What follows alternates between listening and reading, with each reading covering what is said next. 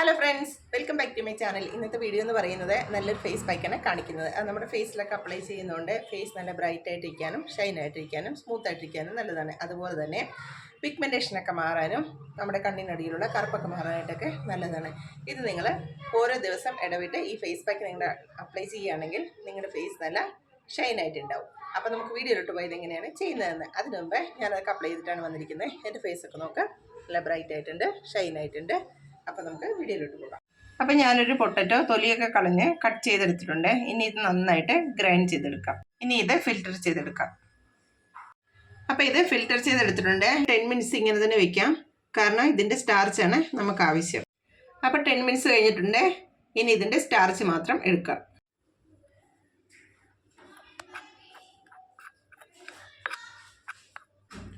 ഇനി ഇതിലോട്ടൊരു 1/2 teaspoon rice floor add ചെയ്യാം.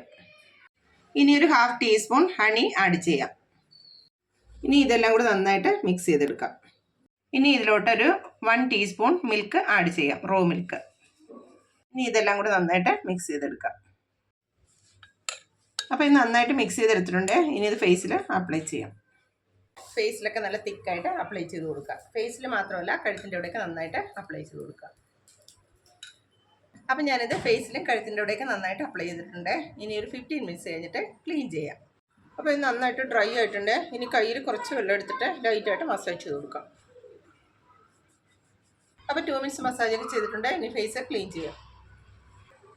അപ്പോൾ ഞാൻ എൻ്റെ ഫേസൊക്കെ ക്ലീൻ ചെയ്ത് വന്നിട്ടുണ്ട്. എൻ്റെ ഫേസൊക്കെ നോക്ക്, നല്ല ഡിഫറൻസ് വന്നിട്ടുണ്ട്. നല്ല സ്മൂത്ത് ആയിട്ടുണ്ട്, പിന്നെ നല്ല ബ്രൈറ്റ് ഒക്കെ ആയിട്ടുണ്ട്. അപ്പോൾ നിങ്ങൾ ട്രൈ ചെയ്ത് നോക്കുക, എന്നിട്ട് എനിക്ക് ഫീഡ്ബാക്ക് അറിയിക്കുക. അപ്പോൾ ഇന്നത്തെ വീഡിയോ എല്ലാവർക്കും ഇഷ്ടപ്പെട്ടുമല്ലോ. അപ്പോൾ എല്ലാവരും ലൈക്ക് ചെയ്യുക, ഷെയർ ചെയ്യുക. പിന്നെ എൻ്റെ ചാനൽ ആദ്യമായിട്ടാണ് കാണുന്നതെങ്കിൽ ഒന്ന് സബ്സ്ക്രൈബ് ചെയ്തിട്ട് ചെറിയൊരു ഫാമിലിയിൽ അംഗമായിട്ട് മാറുകയും ചെയ്യുക. അപ്പോൾ ഇതുപോലുള്ള നല്ല നല്ല വീഡിയോകളായിട്ട് ഇനിയും വരാം. അതുവരെ ബൈ.